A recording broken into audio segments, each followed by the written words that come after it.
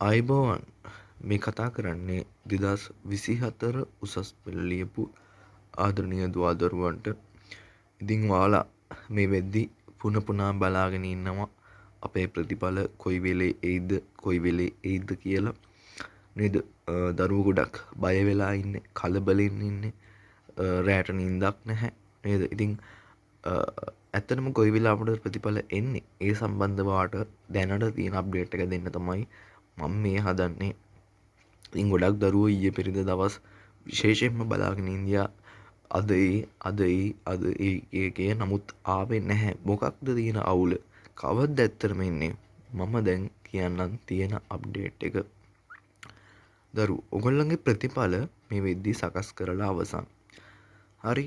නමුත් final approve එකක් අවශ්‍යයි. අන්තිමට අපි දැන් ප්‍රතිඵල නිකුත් කරනවා කියලා සූදානම් කියලා අරගෙන ෆයිනල් ඇප්රූව් එකෙන් පස්සේ තමයි වගේ රිසල්ට් එක රිලීස් කරන්නේ. නමුත් මොනයම් හෝ ගැටලුවක් හින්දා ප්‍රතිඵල නිකුත් කරන්නේ නැහැ. මොකක් හරි තැනකින් චූටි හරි ගැටලුවක් මතුවුනොත් ඒ ෆයිනල් ඇප්රූව් එක හම්බ වෙන්නේ නැහැ.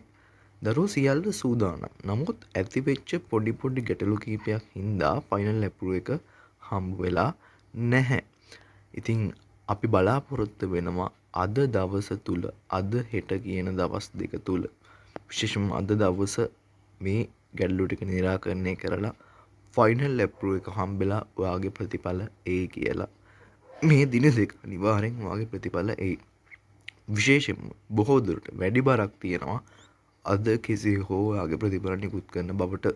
ඉතින් ඉවසීමෙන් ඉන්න හිටියා වගේ තව පැය කීපයක් ඉවසලා ඉන්න ඔයාගේ ප්‍රතිඵල එයි. ඉතින් කලබල වෙන්න එපා, බය වෙන්න එපා.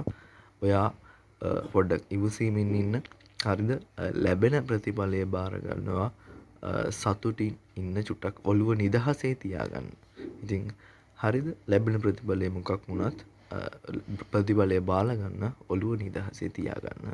එහෙනම් හැමෝටම හිතුවටත් වඩා හොඳ ප්‍රතිඵල එන්න කියලා මම සුබ පතනවා. සුබ දවසක්.